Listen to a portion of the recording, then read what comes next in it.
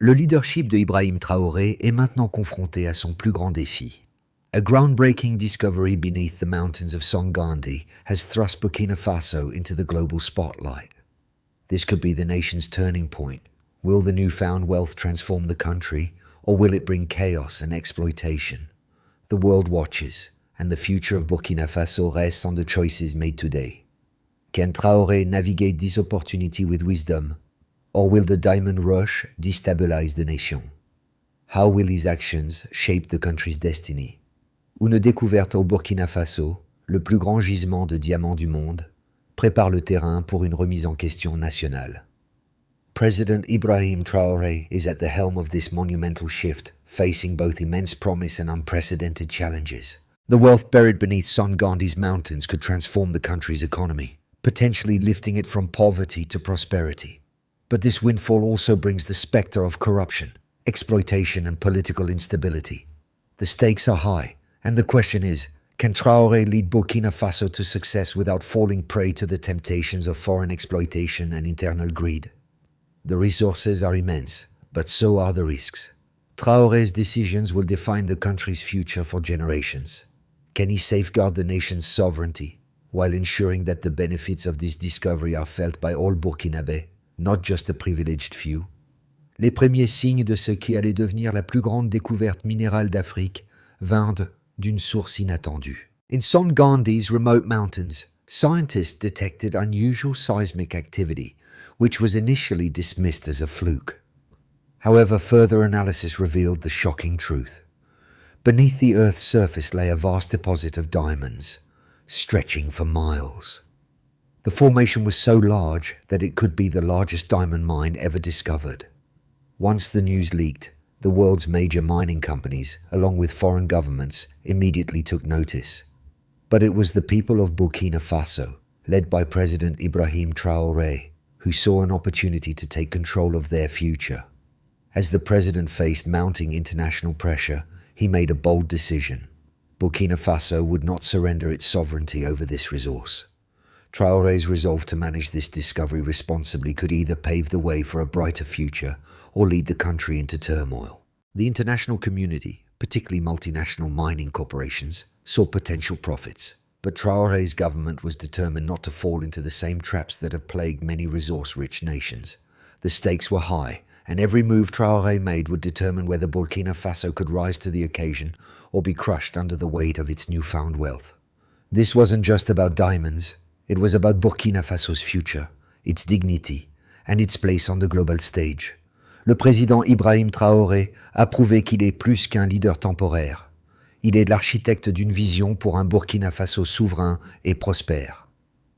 From the moment he assumed office, Traoré focused on long-term development strategies, aware that the country's vast natural resources could either fuel its progress or lead to its downfall. The discovery of diamonds beneath Son Gandhi's mountains only accelerated his resolve to steer the nation towards economic self-sufficiency. Early on, Traoré enacted policies that prioritized transparency and local empowerment. He established a national commission composed of scientists, military officials, and ethical experts tasked with overseeing the exploration and potential exploitation of the diamonds. His approach was revolutionary. Foreign companies could not negotiate with the government without first consulting this commission, ensuring that any deal would be in the best interest of the Burkinabe people. Traoré's leadership thus far has been marked by an unwavering commitment to fairness, but the true test lies ahead. As international pressure mounts, he must balance the needs of his people with the allure of foreign investment. Traoré's challenge is clear. Protect the resources of Burkina Faso from exploitation while using the wealth to build a brighter future for all. Le parcours de la découverte des diamants du Burkina Faso se déroule à travers des chapitres dramatiques, chacun marqué par des décisions cruciales et des rebondissements inattendus. After the initial confirmation of the diamond deposit, the government swiftly moved to secure the site. Ibrahim Traoré, fully aware of the global interest in the find, implemented measures to protect the area, setting up military checkpoints and restricting access.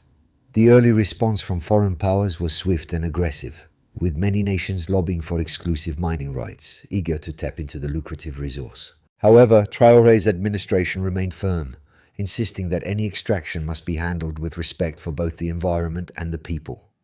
Meanwhile, the Burkinabe people watched with anticipation, hopeful that this discovery would mark the beginning of a new era. The national economy was already under strain, and the prospect of a significant revenue boost sparked optimism. Yet, with the potential for rapid economic growth came the risk of deepening inequalities. Traoré's government began implementing social programs designed to ensure that the wealth generated from the diamonds would be shared among the population. Education, healthcare, and infrastructure projects were prioritized, but the journey was fraught with obstacles. Political factions within the country began to contest Traoré's methods, questioning whether the president was moving too slowly or too cautiously.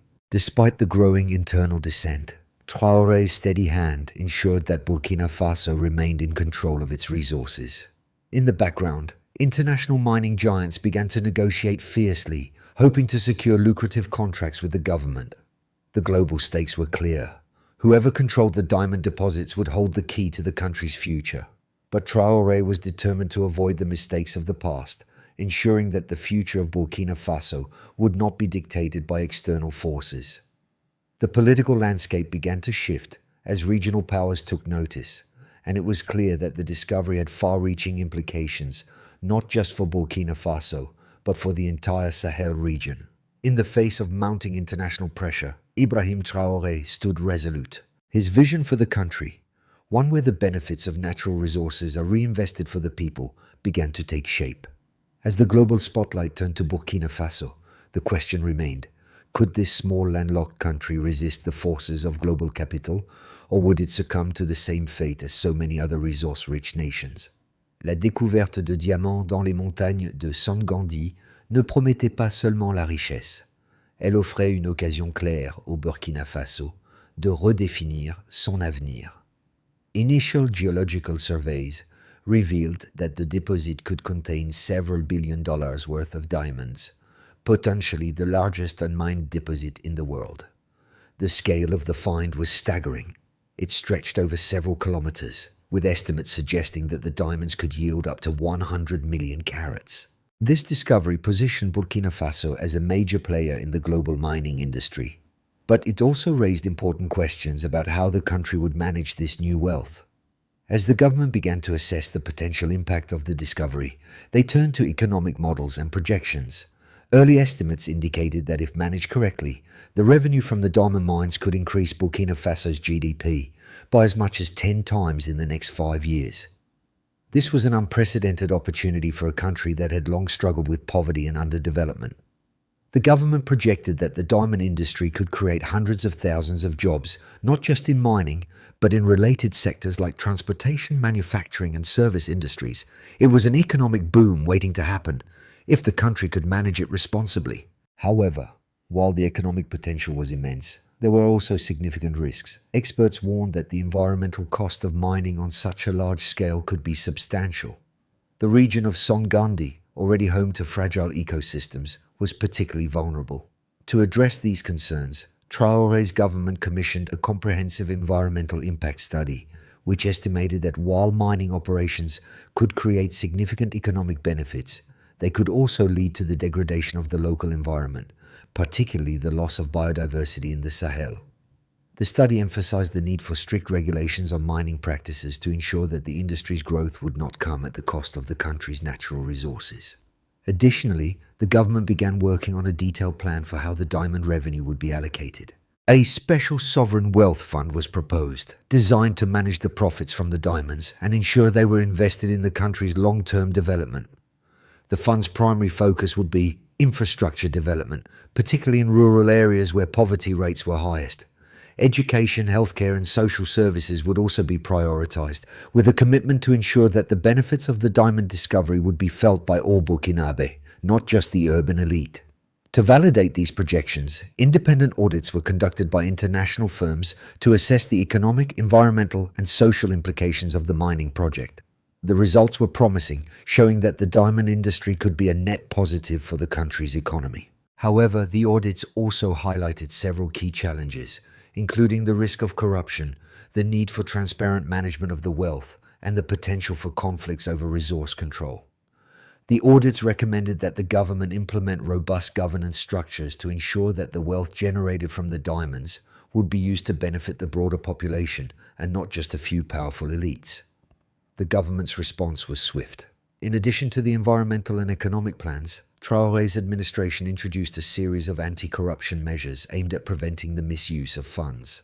Transparency initiatives were launched to ensure that the public could monitor how the diamond revenues were being spent. The government also began discussions with international partners to establish a framework for sustainable mining practices that would minimize environmental damage while maximizing the economic benefits. The evidence was clear.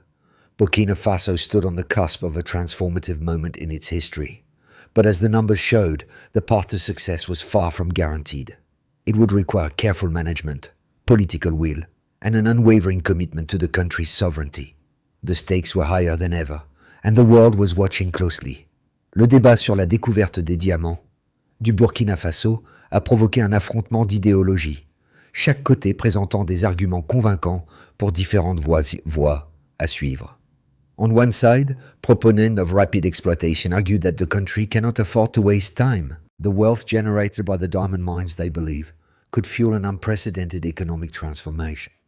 By opening up the mining industry to international investment, they argue, Burkina Faso could jumpstart its economy, create thousands of jobs, and improve infrastructure. With the right partnerships, the country could attract much-needed foreign capital, reducing poverty and modernizing industries. This group emphasizes the urgency of taking advantage of the discovery before other nations or companies swoop in, locking Burkina Faso out of the potential windfall. However, this approach has its critics, particularly those concerned about the long-term effects of rapid exploitation. These opponents warn that allowing foreign corporations too much control over the diamond mines could lead to a loss of sovereignty and ensure that the majority of the profits leave the country. They argue that the history of resource-rich nations has shown that fast, unchecked exploitation often leads to environmental degradation, rising inequality, and economic dependency. They caution that Burkina Faso could fall victim to the resource curse, where the country's wealth from natural resources ends up exacerbating social and political tensions rather than lifting the nation as a whole. President Ibrahim Traoré finds himself caught between these two opposing views. He understands the urgency of developing the country's economy, but he also recognizes the dangers of relying too heavily on foreign powers. His solution is a middle path, a gradual, controlled approach that maximizes the benefits of the diamond discovery while protecting the country's sovereignty. Under his plan, foreign companies could be involved, but only in partnership with Burkinabe firms, ensuring that the country retains control over its resources. Traoré is committed to ensuring that the wealth generated by the diamonds is used to benefit all Burkinabe, not just a select few. This middle ground approach aims to balance rapid economic development with sustainable, long-term growth that safeguards the environment and the nation's future. Both sides present valid concerns, but the challenge for Burkina Faso lies in finding a way to navigate these competing priorities without sacrificing its autonomy or future prosperity. Sous les yeux du monde, le président Ibrahim Traoré a pris une décision capitale qui allait définir l'avenir du Burkina Faso. Le gouvernement ne laisserait pas la découverte des diamants être exploitée de manière imprudente. In a groundbreaking speech, Traoré announced that Burkina Faso would maintain full control over its natural resources, rejecting the pressure from international mining giants. He confirmed that any foreign investment would require a partnership with local companies, ensuring that the wealth generated from the diamonds would benefit the entire country, not just the elite. This moment marked a dramatic shift in the narrative. No longer was Burkina Faso simply a poor, resource-dependent nation. Instead, Traoré positioned the country as a sovereign state determined to chart its own path, one where economic growth would not come at the expense of the people or the environment. It was a bold declaration of independence that set the tone for future negotiations, signaling that Burkina Faso was ready to stand its ground in the face of global powers. For the first time, Burkina Faso's future was in its own hands. The question now was whether Traoré's vision could withstand the mounting pressures from both internal factions and external forces seeking to profit from the nation's newfound wealth. La décision de maintenir le contrôle sur les ressources diamantaires a déclenché un effet boule de neige à travers l'économie, la société et le paysage politique du Burkina Faso. Within months, The country saw substantial improvements in infrastructure, with new roads, schools, and hospitals being built across the nation. The government allocated significant portions of the diamond revenue to education and healthcare, giving the population a sense of hope that their lives would improve. For the first time, Burkinabe citizens began to see the tangible benefits of their government's decisions. In rural areas where poverty had been most entrenched, the influx of investment was especially noticeable. Local communities saw new jobs created in construction, mining, and services, and the government implemented programs to train young people in skills that would help them take part in the emerging economy. The once neglected areas now buzzed with a new sense of energy, as many began to believe that the country was on the brink of a golden era. However, not all consequences were positive. As the mining industry took off, so too did environmental concerns. The regions surrounding the diamond deposits faced significant ecological damage, with deforestation and water contamination becoming major issues. The Sahel, already a fragile ecosystem, was particularly vulnerable to the effects of large-scale mining. While the government had pledged to adhere to sustainable mining practices, the rush for wealth often led to conflicts between corporate interests and environmental protection. Some groups within the country began to question whether the short-term economic gains were worth the long-term environmental cost. Social tensions also began to rise.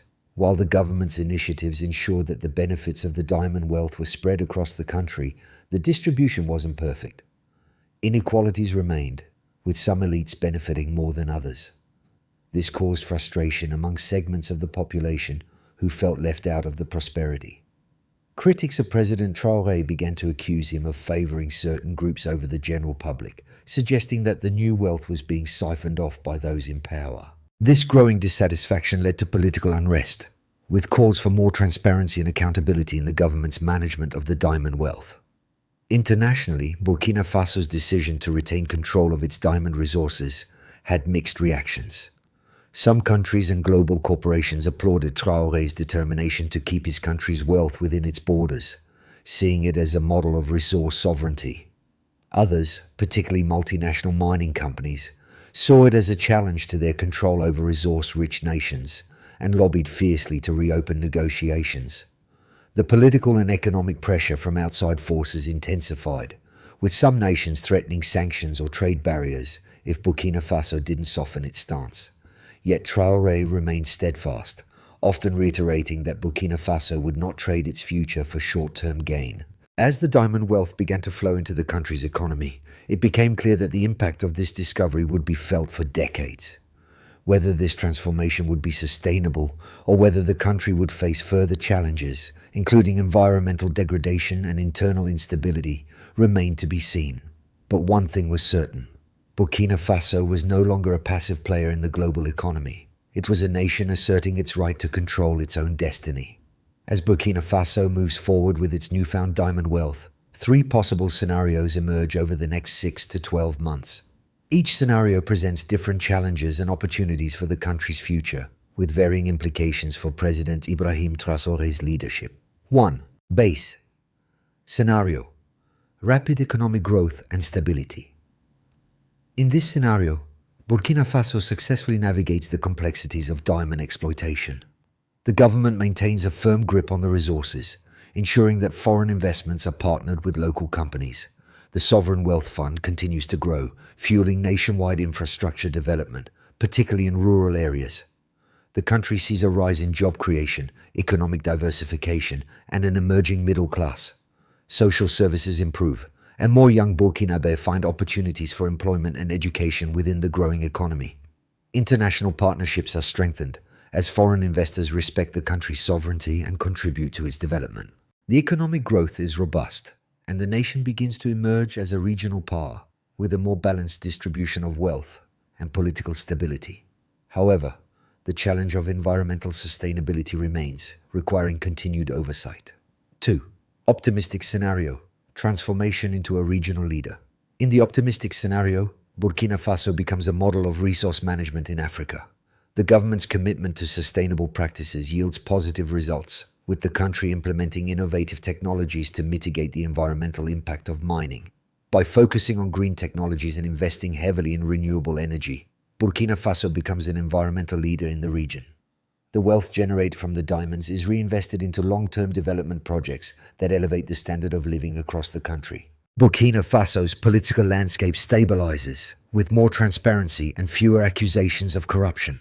This scenario positions Burkina Faso as a leader not only in Africa, but on the global stage, attracting more foreign investments in sectors beyond mining, such as technology, agriculture, and renewable energy.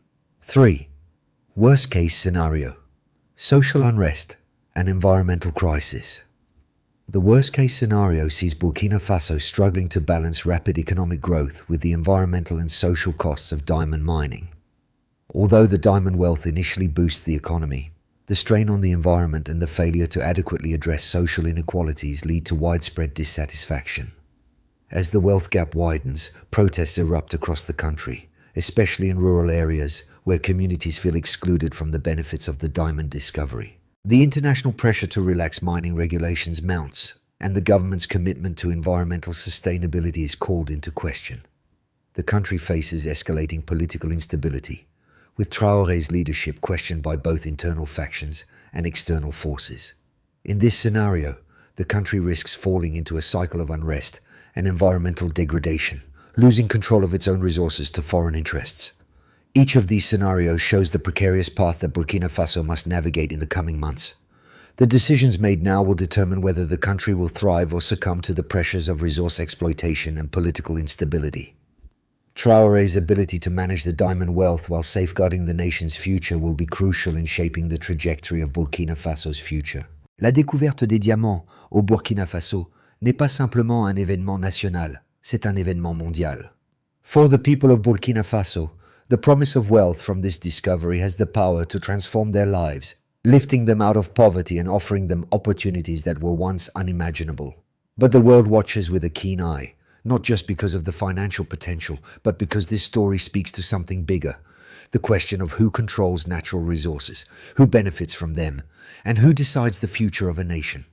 For many Burkinabe, the diamond discovery represents hope, a chance to break free from the cycle of poverty and to build a prosperous, independent future.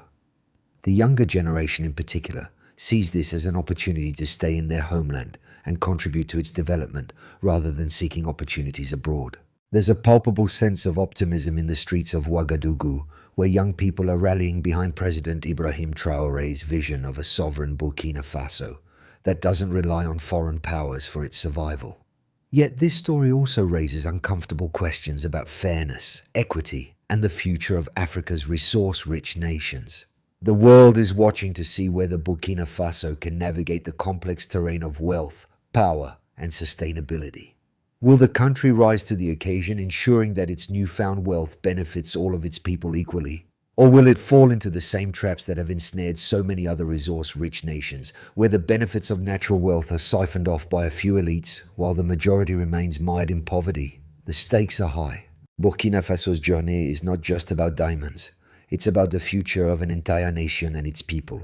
Le chemin vers un avenir réussi pour le Burkina Faso dépend d'une gestion soigneuse de sa nouvelle richesse en diamants. To ensure the benefits of this discovery are felt by all Burkinabés, the government must take a multi-step approach to secure long-term prosperity and stability. The first step is to prioritize transparency and accountability in all aspects of diamond mining. The establishment of a sovereign wealth fund, dedicated to reinvesting the profits from the diamonds, must be managed with the highest standards of governance. This fund should focus on infrastructure projects, such as roads, schools, and hospitals, particularly in rural areas where development has been most limited. The second step involves ensuring that the diamond mining process itself is sustainable. Environmental regulations must be strictly enforced to minimize the damage to the Sahel region's fragile ecosystems. In parallel, the government must invest in renewable energy and green technologies to reduce the environmental footprint of mining operations.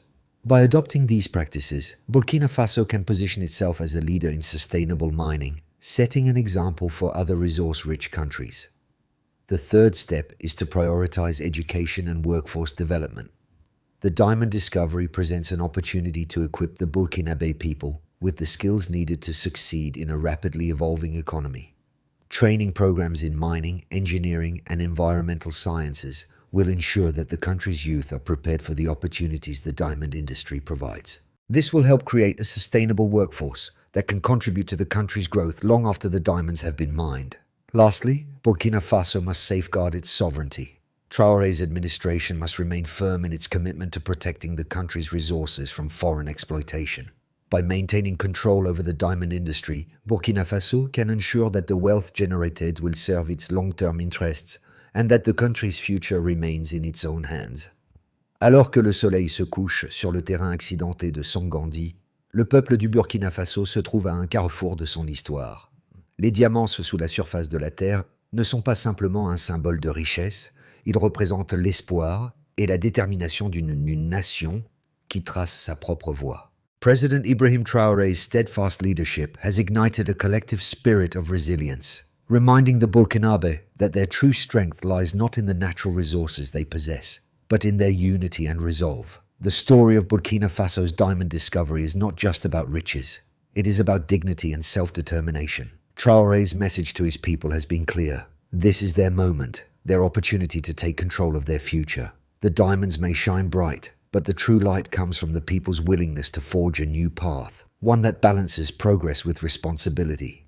In this pivotal moment, as the nation stands united, the promise of a prosperous future feels within reach. The diamonds beneath Son Gandhi may transform Burkina Faso's economy, but it is the will of its people that will shape the country's destiny. Le Burkina Faso est à l'aube d'une transformation, mais son avenir dépend des choix faits aujourd'hui. The story of Ibrahim Traoré and the diamond discovery is one of resilience, vision, and the collective will of a nation determined to carve its own path. Now, more than ever, the world is watching to see if Burkina Faso can lead by example, by ensuring that its newfound wealth benefits not only the present generation but also future ones.